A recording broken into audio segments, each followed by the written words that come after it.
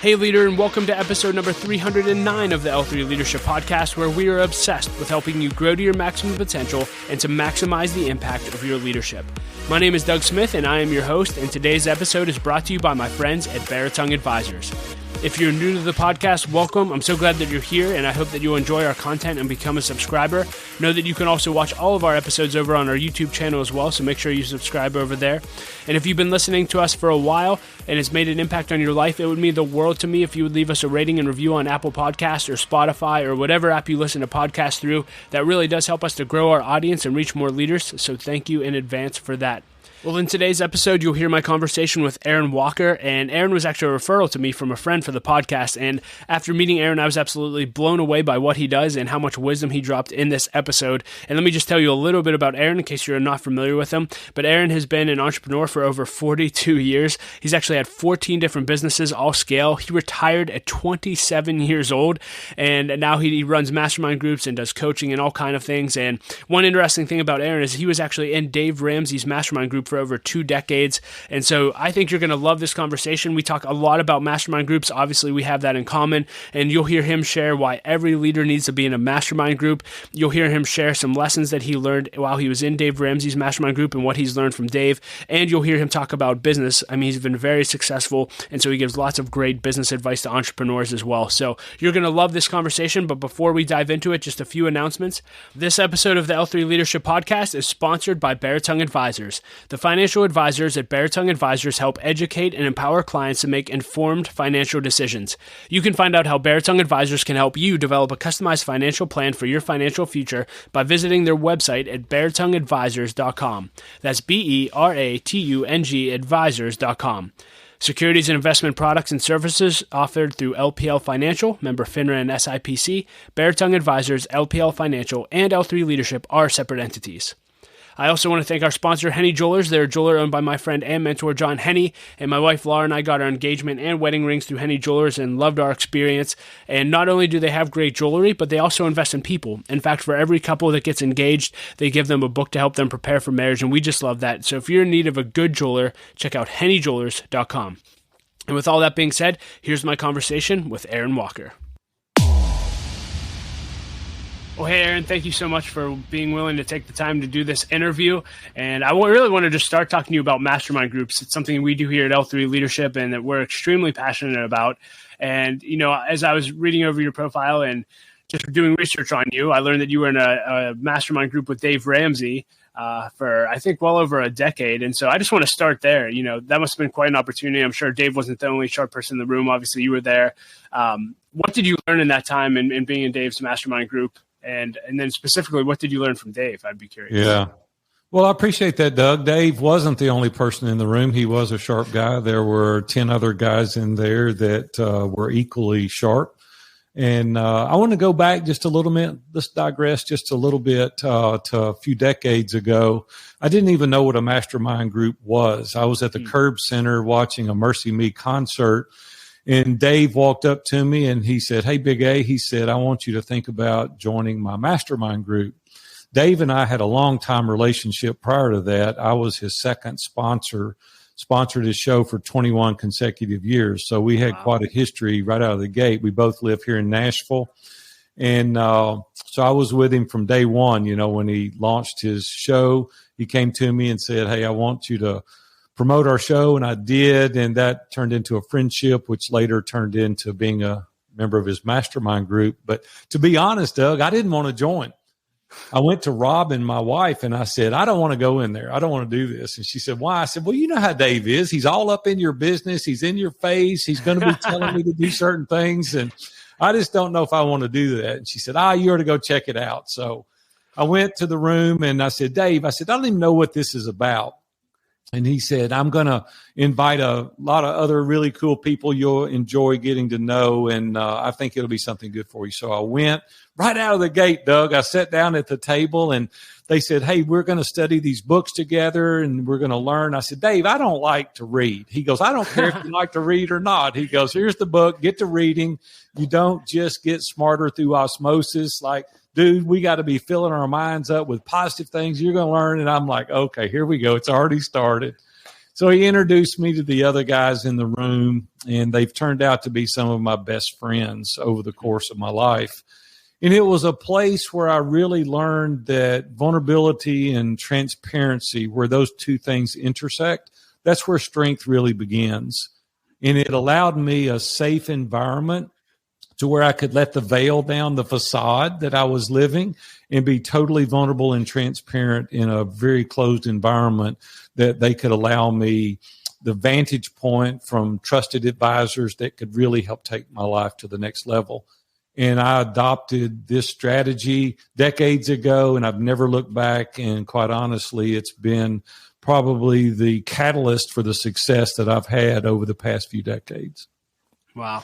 Well, I certainly want to take time and dive deeper into mastermind groups, which we will in a second. But just while we're on the subject of Dave, I just think it would be fun, in your years of friendship with Dave, what do you think is the greatest lesson, or maybe two lessons that you've learned from Dave's life and business? Yeah, I would have to say that his tenacity, his grit, his determination, his mindset of can do, he's very focused. He's probably the most focused individual that I've ever known. And like I said, for 30 years now, we've been close friends. And I've never been in a room with another person that had that level of focus. He didn't allow the shiny objects to deter him from his mission. And if it wasn't on the agenda and it wasn't something that was in the vision, it didn't distract him. And so he really conveyed that in a strong way, which I adopted 30 years ago, to say, if this is where I'm going to go, that's where I'm going to focus, and I'm going to accomplish that thing, and I'm not going to be deterred by the shiny object syndrome. So there's many, many other things that he's taught me over the years, but I would say his level of focus and commitment and tenacity is second to none. That's wonderful. Let's talk mastermind groups. So let's go back to how you said you didn't even know what a mastermind group was. There's people who are listening to this, they may not know what a mastermind is. How do you define a mastermind group, and why are they important? I think we overcomplicate mastermind groups. They're really your trusted advisors that are non-biased, that you subject yourself to their scrutiny, and you're willing to listen to what they have to say. It's kind of like peer advisory group or your own board of directors. It's people that really know you intimately. And the reason that you need to be involved in a group like that is we only have one filter. There's only one way that we can see things, regardless of how you would like to see them. You were raised in a certain environment. You had certain influences in your life.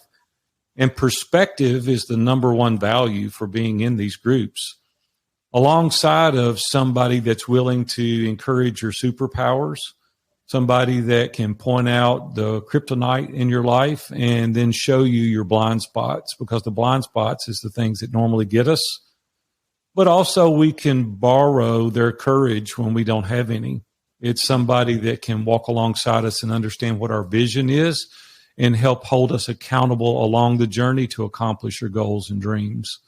There's countless things that are valuable in mastermind groups, but I use the analogy, Doug, if you were to ask me a question today, let's just hypothetically say it was about your finances. Let's just say that you wanted to buy a condo, a second home in Destin, Florida. And you said, Big A, do you think I could afford to do that?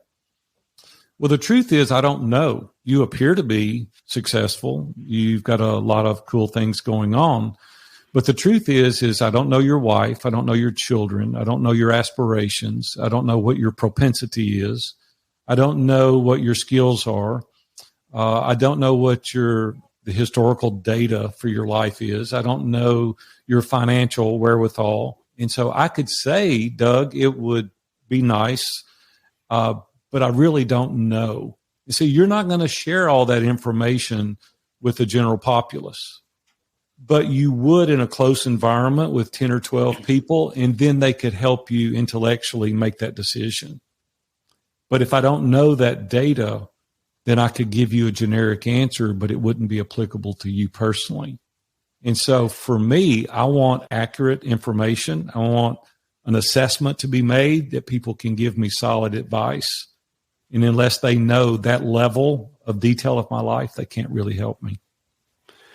I'm curious, in your experience, in the mastermind groups you've been a part of, do you have a moment? I know there's probably a ton of these, but a moment that you would just say, this happened in my mastermind group one time. I received this feedback, or, XYZ happened and it changed everything for me. Whether it was a piece of advice, I'd just be curious if you have a story related. Yeah, I'm a creator developer. Like I've owned 14 businesses over the course of 43 years. Wow. And I'm not a maintainer manager. And I'll go take a shower and get out with 3 new ideas every day, right? I've got these new ideas. And where it really helped me in the mastermind group is like, I would go in, for an example, I would go in the Eagles. That's what we were called. I'd go in the Eagles group and I would say, man, I want to do X. And Dave Ramsey or Ken Abraham or Dan Miller, one of those guys would go, Dave primarily would go, that's the stupidest thing I've ever heard, man. You can't do that. Dan Miller would go, wait a minute, Dave, hold on a second. If he would do this and this and this and maybe eliminate this or tweak this or redo this, I think maybe this would work. Well, see, you don't know what you don't know. And other people have insight. They have perspective that I haven't had. And they were able to go, hey, historically, this is proven to be true, and here's why. Or this won't work because of X.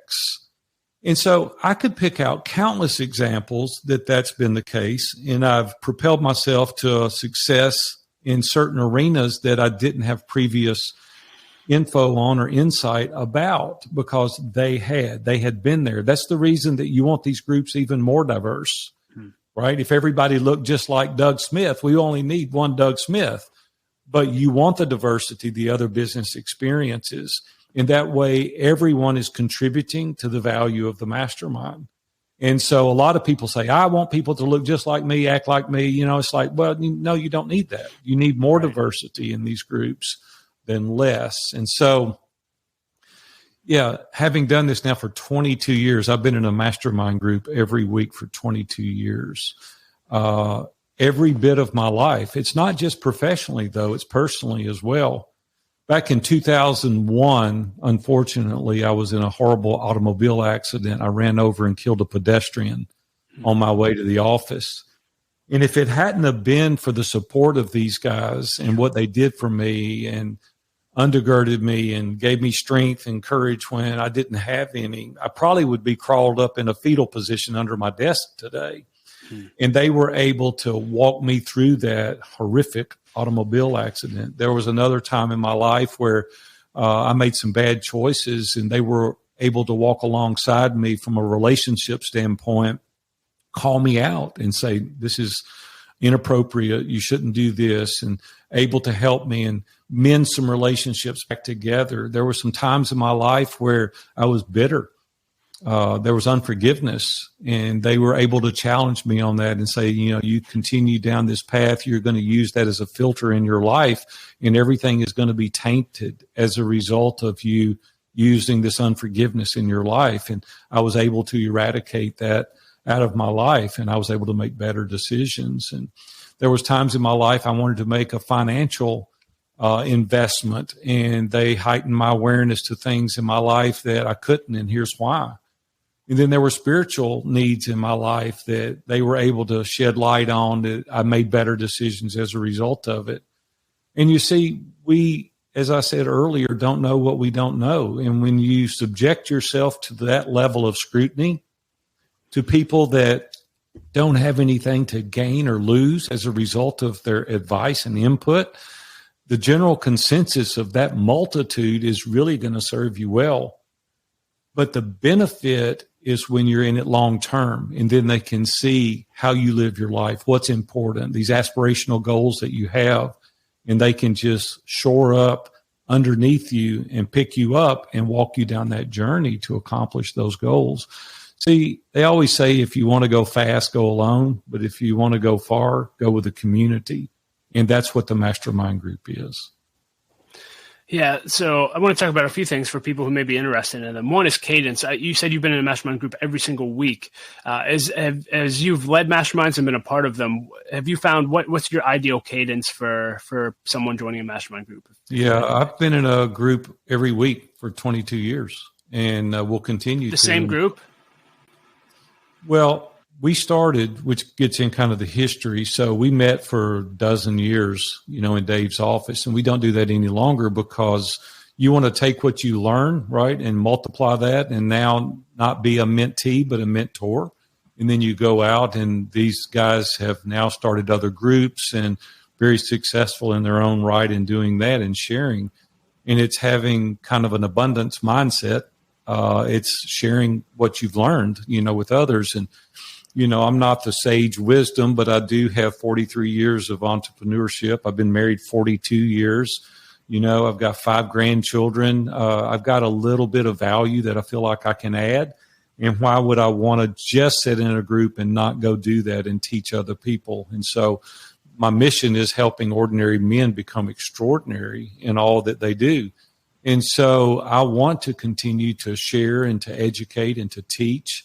The irony of that is the more we do that, the more people we attract, the bigger we get. Iron Sharpens Iron is our mastermind group. Now we have 17 groups. We're in 7 different countries around the world. We have aspirations and goals of having 30 groups in the next 18 months. And so we just continue to teach and encourage others to show them the value of surrounding themselves with competent, capable people. And when you do that and you're a giver, the natural reciprocity is people want to give back to you. So instead of having takers, we've built a community of givers. And what advice would you give to someone who's saying, wow, this sounds great. I would love to be a part of a mastermind group. There's thousands of mastermind groups out there. How do you really find one? Should you start your own? What would your advice be to someone looking for one? Well, you could do either or. Some people are not really qualified or capable in starting right out of the gate leading a group, especially if they've not familiarized themselves with them. So I would investigate really getting, first of all, together with a group of people, maybe in your community, maybe in your civic groups that are there locally, or your church, or just business people. You could assemble a group. Historically, what I've found, though, that those groups don't really last long term. They will for a short period of time. But if there's no skin in the game, if you're not paying, people attend what they pay for. And any opportunity to come up to make a sale or to go play golf or hang out with their buddies, they're going to do that instead of making a commitment to meet with the group. So there are some groups that do okay meeting without paying, but we just really pay attention to what we pay for. So I would suggest highly getting involved in a group where you've got skin in the game. We welcome people, to be involved in Iron Sharpens Iron Mastermind, and we've got the framework laid out. We teach people actually how to start their own groups. We have a product called the Mastermind Playbook, to where we teach people all over the world how to start your own group. A lot of people have an audience, but they don't have the framework. We help with that. A lot of people do that, and then they get involved in our group, and they're learning as they go, and then they're growing personally. And so there's a number of ways to approach this. The important thing is to surround yourself. And we all know Jim Rohn's quote, "You are the average of the 5 people you spend the most time with."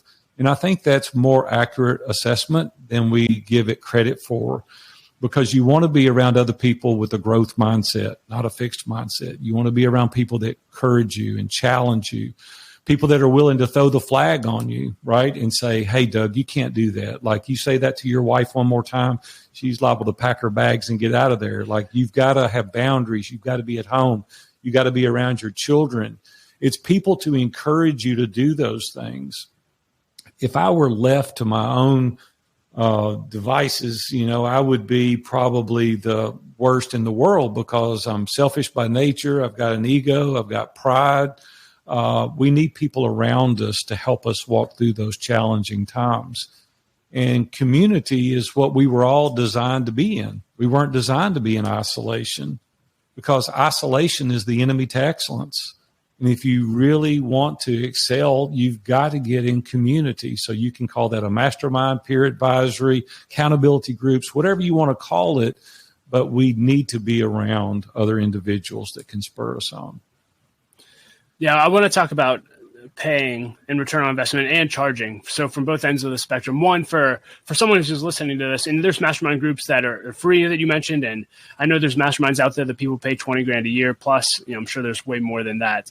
Talk to someone who might say, like, what would the ROI be on my investments? I get having skin in the game, but really, am I just going to pay to meet with a group of people? What would you tell them?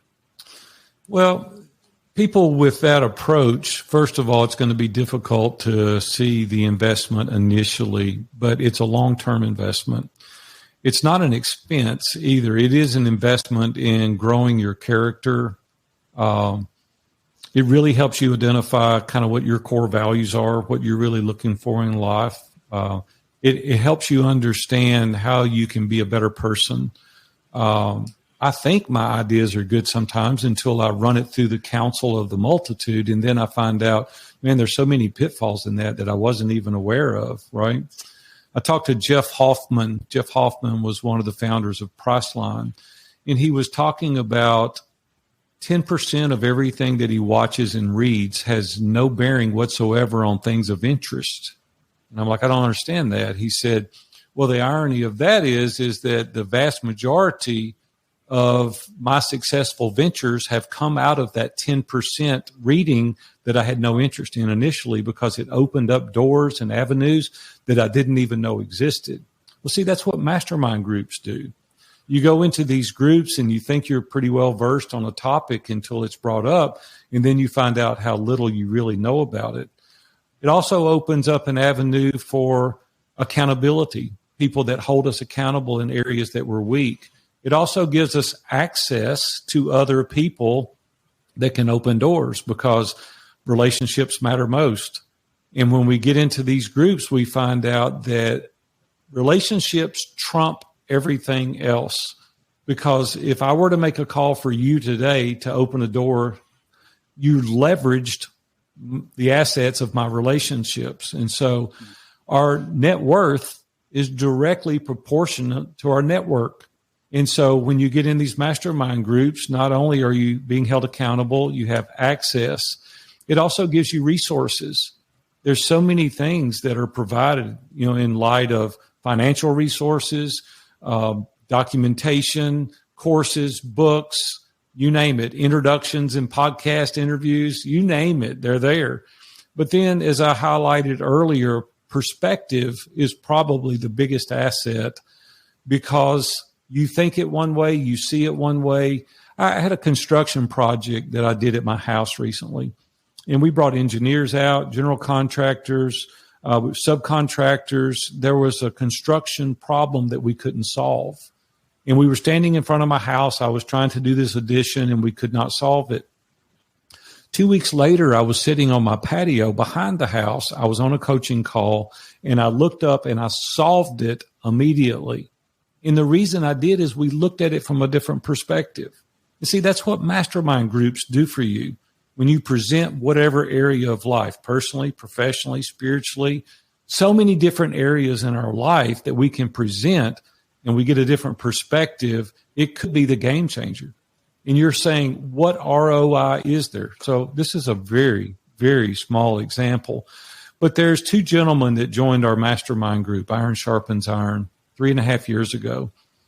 Two brothers, they were in the real estate business, and they had bought 4 houses. Well, they wanted to buy more houses, but they didn't have the resources. A connection a year later within the mastermind group, let's fast forward 36 months. Today, they own 250 houses, and their goal this year is to buy 200 additional houses this year, because they made a connection. They built trust with an individual that had unlimited resources. And at the end of next year, they'll own over 500 houses. So wow. You tell me what the ROI is on that, right? That's one example out of hundreds of members. They would have never had that connection. They would have never had that relationship. And the list is endless, Doug. I could go on for hours giving you other examples. We had one guy that was, he was a butt, just to be honest with you, to his family. And we gave him advice. You keep going down this path, you're going to end up in a divorce. And we heightened his awareness to his condescending, judgmental attitude towards his family. And we were able to preserve that relationship. Okay, so what is the ROI on that? Okay, so you get a divorce, you've got 2 small children. I mean, the financial devastation related to that, had he not had people in his life to call him out, is immeasurable. And so it's just in every area of our life. Like what is the what is the downside, right, from getting in a group to get a perspective from others, from having an opportunity to have endless resources, from building a network that is second to none? Like what is the downside of that, right? And it's a minimal investment for all the benefit. And so the people that come in that want an immediate financial ROI, 30 days, 90 days, I'm like, you're not for our group, because you have a short-sighted mentality.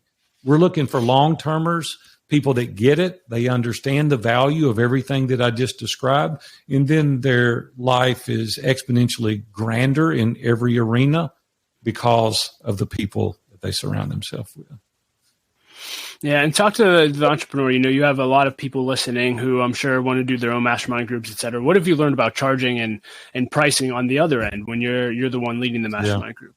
Yeah, when I started these groups, to be honest with your audience, I wasn't going to coach or start masterminds or do podcast interviews or anything 11 years ago. Like, I retired from our last business and I went into our mastermind group, and Dan Miller goes, "What are you going to do now?" And I said, "Nothing. I'm through. I'm going to buy a place down in St. Martin, down in the Caribbean, and I'm going to rock myself into an oblivion." And he started laughing, and he said, "That's the most selfish thing I've ever heard you say." And I'm like, "Dude, I've been working since I was 8 years old. Like, I'm tired." He said, "Well, take a rest." He said, "But you've had so much experience in business, and you and Robin have had such a successful marriage. You need to teach other people." Well, I'm Christian by faith. And so I go home and I tell Robin, we need to pray about this. They've really encouraged me to do this. And so Dave invited me to Entree Leadership Mastery. And he said, "You'd be my guest." And so I went as his guest. And I thought, dude, that's pretty cool. It's a $10,000 gift. I'll do that. So I went. And Doug, I fell in love with it. And a couple of guys there at Entree Leadership hired me to be their coach. I said, "Dave, this is your event. They're wanting to hire me as the coach." And he said, "Go do it, man. Go do it." And so I coached them, started getting on podcasts, sharing my story a little bit. And man, our business just blew up. It was crazy. And so I started a mastermind group. So I wasn't even intending on doing this, but God just kept sending us these amazing people, these entrepreneurs from all over the world. And I kept doing, John Lee Dumas. I've been on there 6 times. Pat Flynn, I've been on his show a couple of times. Jordan Harbinger. All these people just kept coming. I did one on Pat Flynn, Smart Passive Income, filled up 2 mastermind groups in 30 minutes. And I'm like, wow, man, what in the world is going on? And so here we are. And I'm like, man, it's changing people's lives. The transformational experience is unbelievable. Why would I just sit on the front porch of a tiki hut and rock myself into an oblivion when I can help change these entrepreneurs' lives? And that's kind of where it started. And then my daughter is the COO of our company. She said, "Dad, we need to create a playbook, put all the systems and processes in place, all the videos. We'll teach everybody to do what we're doing." And so Inc. magazine reached out, did a story on it. Dave Ramsey gave us an endorsement, took his whole team through our process, and they said, "This is unbelievable." Ray Edwards went through it, and he said, "This is the best course I've ever taken in my career." And then, Shane Sams, Flip Lifestyles, came to our live event, and he filled up 2 mastermind groups in 30 minutes. When he announced it, he had 108 applications to join his mastermind group because he went through our framework. And so we teach people to do this very thing. I want to do it. Back to your question, charging. We charged $200 when we first started. That was a mistake. And the reason it was a mistake, there wasn't a high enough pain point for people to show up. Today, we charge $575 to be in our groups. And people are like, "Hey, I feel that, and I want to show up. I want to get the value," because they got skin in the game. We have over 90% attendance every week. We have 85 to 90% attendance to our 2 live events here in Nashville. We're talking about people all over the country are coming together for a 2.5-day intensive, and we do that twice a year. And we have found that we're able to charge a price that we're able to provide a spectacular, amazing event each and every week. And so if you don't have the resources, obviously you can't provide the level of masterminding that we've been able to do and to provide the resources and get the speakers and do all the things that we do and put on a spectacular event. Let's face it, there's no free lunches. Okay. If you're going to get something spectacular, there's a cost associated with it. And when you really perform and you really use those resources to put on a spectacular event, people are willing to go because they're getting a huge return on investment in so many different arenas. Yeah, I want to go back to something you said. I want to talk a little bit about entrepreneurship. Just in this line, you said that I forget the way you worded it, you're a visionary, you're a developer. And so my assumption would be that means you're not great at follow-up, follow-through, making sure it gets done, systems. I have a team now that does that. I'm a creator developer, right? I'm a visionary. That's how come I've created 14 businesses. I develop good people around me. We have COO, we have an integrator, we have multiple team members. I'm leading them well, but I don't have to physically do everything, right? I'm either going to automate it, eliminate it, or delegate it, right? I'm a visionary. I want to stay in my zone of genius. I don't want to do something because I'm competent. It's not about, how, it's about who. And we get the right people to do the task. And then I operate in my zone of genius. And I don't want to do things that suck the life out of me, right? Because you won't do that long term. I want to do things that give me energy. I want to do things that God gifted me at, that I can do only what I do.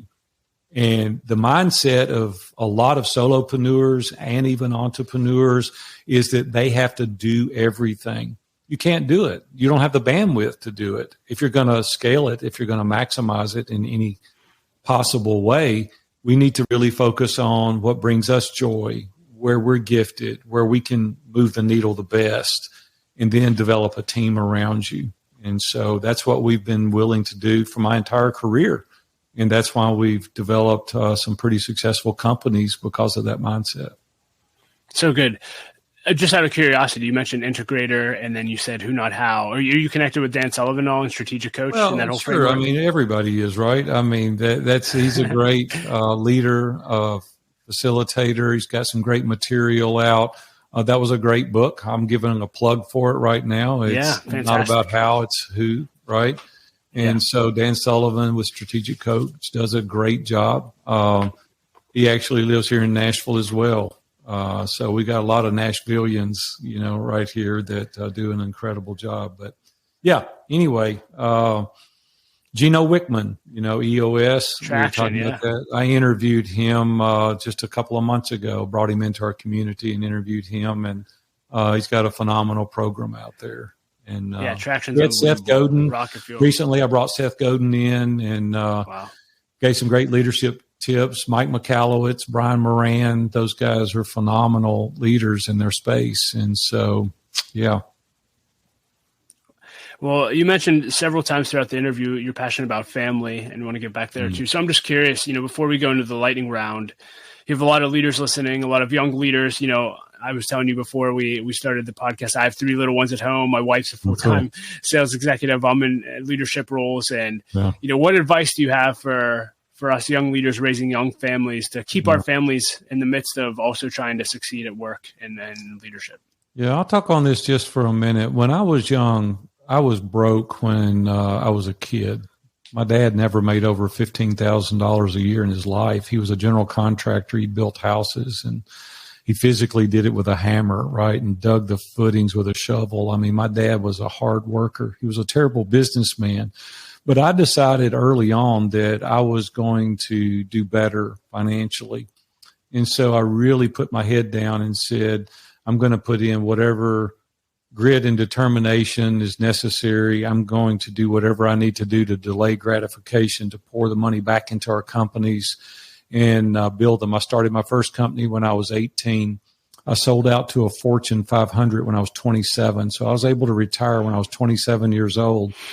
And I said, this gives me a launch pad to do other things, and went back, bought the company I started with when I was 13 years old, and we developed it and grew it. And the focus that became for me was the tangible assets. It became the big house on the hill, the place on the beach, the place in the mountains, the Mercedes, all the things.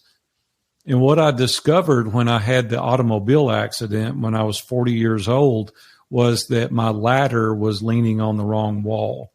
What I figured out is that I came home with a pocket full of money to a house full of strangers. And my wife said, "Thank you for providing for us well, but I'm taking our daughters to cheerleading practice and Girl Scouts and brownies and ball games and athletic events, and you're making money, and I appreciate that, but you're not serving your family well." And when I had the automobile wreck, I realized that nobody cared about the level of success that I had but my family, and I hadn't left a legacy that I wanted to leave. The legacy that I had left at that point was poor kid from Nashville, Tennessee, makes enough money to retire at age 27, and nobody cares.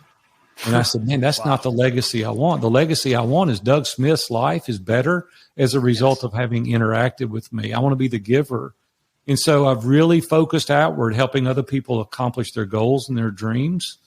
And I found out that the tangible possessions, the things that moth and rust destroy, is not what matters to people. What matters to people is how your life impacts them. Nobody cares about your things. They only care about how your life is affecting and impacting them. And as a result of that, I discovered that relationships matter most. It's our first core value. And so I would say, Doug, build boundaries.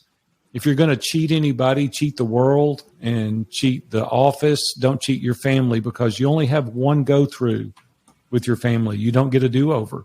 I can start more companies, obviously. I can make more money, but I don't get to relive my children's teenage years with them. I don't get to share those visions with my wife if I'm never at home. And when little Bobby wants to pitch baseball and I've got to send one more email, I've just missed a grand opportunity that in a few years he's going to be gone.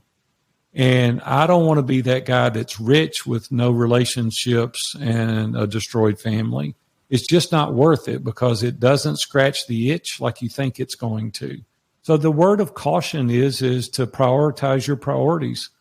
Really put the big rocks in first and spend an inordinate amount of time focusing on the things that really matter, and allocate enough time to make the resources that you need. Money is a tool, and we need to treat it as a tool to live the life that we really want to live. And if we don't really get our priorities, a friend of mine wrote a book, Rory Vaden, lives here in Nashville, called Procrastinate on Purpose. And what we really need to do is be very intentional about the things in our life that really matter. And I think we lie to ourselves, Doug. I think we say these things matter, but your actions are speaking loudly in that you're not investing the time. And for me, it doesn't matter what you say, it's what you do. And if you're not implementing on what you do, then it's really not important to you. So pay attention to your family. Your kids are not going to be there long. You talked about relationships mattering most, and throughout the interview, you've clearly developed quite a network of other leaders that you connect with. I'm just curious, and even before I think you said you are on 100 plus podcasts a year. You mentioned several high profile podcasts. What advice do you have for leaders when it comes to networking, expanding their network, et cetera? Yeah, I would say adopt the mindset that we've had over the course of my career and stop trying to make the sale and focus on adding value. Yes. And it's even my sole focus on this today. It's not about what we're going to get out of it. Is how can I help Doug spread a message on his podcast that would add value to his listeners? And when you adopt that mindset, the natural reciprocity is going to come back in resources and networking and relationships, and it's connecting. We're very, very intentional about being proactive and building relationships. COVID has really hurt us. The pandemic has really hurt us, but there's still a great opportunity online to build these relationships. And so we just make a very concerted effort at extending our network out on an ongoing basis, and that's by adding value to other people. And we even teach how to do that. In our mastermind, we're very proactive in teaching people how to develop these relationships. but it's very intentional. Oh, you've clearly added value to me today, and I'm sure everyone listening to this thinks the same thing. I want to dive in with the rest of our time into the lightning round. These are just a bunch of fun questions that I ask leaders in every interview. Cool. And the first one is this: what is the best advice you've ever received, and who gave it to you? Yeah, I would say fear missing an opportunity more than you fear failure. I'm always afraid of what I'm missing, not of the repercussions that are going to. It would kill me to lay in bed at night and think, would it have worked? Wow. And so for me, I'm just going to go for it and then develop, if I can have two, develop a can-do mindset. My mom had a saying when I was a child. She would say, can't, couldn't do it, and could did it all. And I've adopted that as my life mantra. Like, I can do it. It may take me a minute to figure it out, but with that mindset coupled with fear missing an opportunity more than you fear failure, you'll be very successful. If you could put a quote on a billboard for everyone to read, what would it say? Yeah, if I could put a quote on a billboard, what would it say? You know, relationships matter most. That's what is highlighted in my mind in everything that we do, because people matter. And so I would put that on the billboard. Best purchase you've made in the last year for $100 or less? Oh, man, $100 or less. You know, it's a silly thing, but it's a JBL Bluetooth speaker, because I can take it out in the yard when I'm piddling around out there. So a JBL Bluetooth speaker. Do you have a book or two that comes to mind that has significantly impacted your life? Yeah, How to Win Friends and Influence People. You know, I think they should make that book required reading. Yeah. If I could give two, we've already talked about it, but it's Who, Not How. That is an incredible book. We took our whole mastermind through that book, and it's been a game changer for many people. I know you're on a lot of podcasts. I don't know if you listen to a lot of podcasts, but if you do you have a favorite go-to podcast? Yeah, I'm pretty careful about making that comment. I've been on 3,000 podcasts, and I'm going to take the Fifth Amendment on that one. Okay. What do you wish people knew about your journey that they may not know? You know, I've kind of alluded to it early on, and I'm not one that's in your face, but Robin and I, this June, will be married 42 years. We got married 2 weeks out of high school. And people ask me all the time, man, how have you had such a successful marriage? And just for me, we have kept Christ as our common denominator.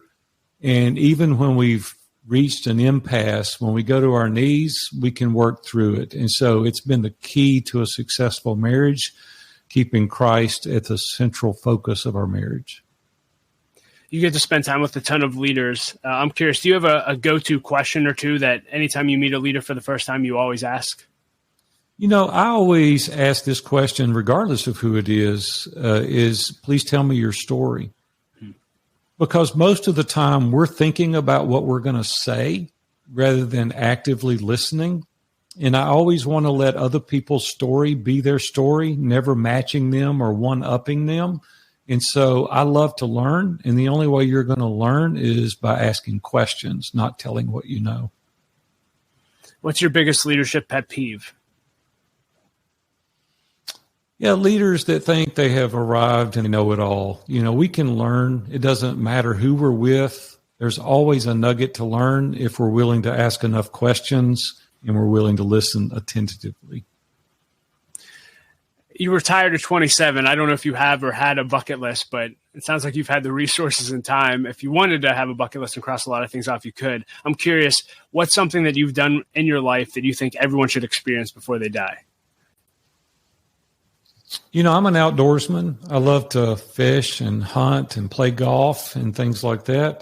If you're an outdoorsman, one of the most enjoyable trips, and it wasn't expensive, was I spent 10 days in the Amazon, going down the Orinoco and the Toma River. And it's so far removed from the general populace.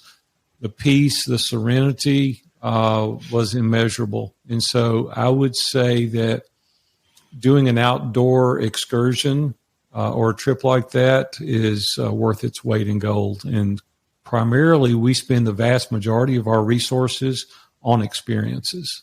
I live a pretty conservative life, but we spend an inordinate amount of money on experiences because that's the things that I've found our family enjoys the most. I love that. So speaking of which, what else is left on your bucket list, or what are you looking forward to in the future? When you said bucket list, it made me think about this. My wife and I love to cruise. That's our vacation of choice. Matter of fact, I'm leaving a week from Saturday to go on a pretty nice cruise. We love to do that. But I want to do a cruise around New Zealand, and I would love to go to Fiji and the South Pacific. So I think that would be really fun. Best cruise you've been on, what would you recommend? Yeah, I would have to say Celebrity in Holland, America. We're about to go on the new Apex. It's their newest ship. And so we're pretty excited about that. My wife's got a big birthday coming up this month. Come on. And so we're gonna spend some time on Celebrity Apex.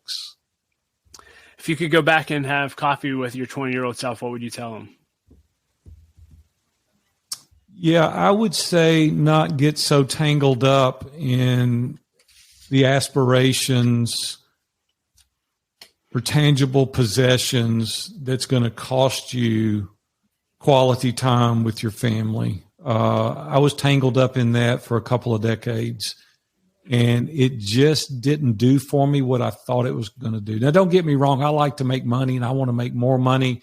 I hate it when people with money go, money's not important. I want to go, you're a liar. It's really important, right? Right. Let's take all your money away from you and see how important. That's not what I mean. But I would better focus on money being a tool of the things that it could do for me proactively in living a life that I've pre-planned, something that I want to do. And I would pay less attention to what people think I should do. I would be very proactive in living the life that I was called to live.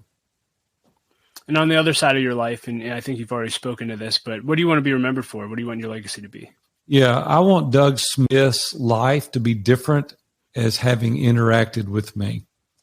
That will be a legacy for me that will be immeasurable. If your life was better as a result of having interacted with me. Well, for me personally, you can check that off. So check on that. Anything else you want to leave leaders with today? I would just say go out and have fun. If you're doing something today that you don't enjoy, really figure out a way to change that. Lost my sister recently, too early, 64 years old. She had planned her entire life getting ready to retire, and she didn't get a chance to live it. And so I would say enjoy each and every day as though it's your last, because it could be. And so life is too short, Doug, to be doing things that don't give us energy. If it's not giving your energy, try to figure out a way to get out and do something that does. Well, Aaron, this has been a wonderful conversation. It's so great to meet you, and I definitely look forward to learning from you more in the future. Thanks for investing in me, and thanks for investing in our L3 community. We really appreciate it. Hey, Doug, if everyone wants to get involved, I would love to have them for free. This is not an upsell. This is for free. Every Tuesday, I coach, just like you've went through this interview, on various topics, and I do it every Tuesday. It's called Tuesday Noon Live, L-I-V-E, Tuesday Noon .live. It's free. There's no motivation there other than us educating, teaching, giving, and we do it in areas to help you get unstuck, going through transition, having huge accountability in your life. I just enjoy doing what we've done today, and I do it every Tuesday at tuesdaynoon.live. Beautiful. And we'll include links to everything that you discussed throughout the whole conversation in the show notes, so everyone can check out you and follow you and maybe even get involved in a mastermind group. So thanks again. Sounds good. Thanks for having me today, Doug. I enjoyed it. Hey, leader, thank you so much for listening to my conversation with Aaron. I hope that it added value to your life. You can find ways to connect with him and links to everything that we discussed in the show notes at l3leadership.org/309. And leader, I always want to challenge you that if you want to 10x your growth this year, then you need to either join or launch an L3 Leadership Mastermind group. Mastermind groups have been the greatest source of growth in my life over the last 7 years, and if you're unfamiliar with what they are, you shouldn't be because Aaron just told you all about them, but they're simply groups of 6 to 12 leaders that meet together for at least 1 year in order to help each other grow, hold each other accountable, and to do life together. So if you're interested in learning more about masterminds, go to l3leadership.org/masterminds. And as always, I like to end every episode with a quote, and I'll quote Gerald Brooks today. He said this, he said, "The test of leadership is what happens after you leave the room." So good. The test of leadership is what happens after you leave the room, leader. Well, hey, I hope this episode encouraged you. Keep leading, leader. Don't quit. The world needs your leadership. Laura and I love you. We believe in you. Keep going, and we will talk to you next episode.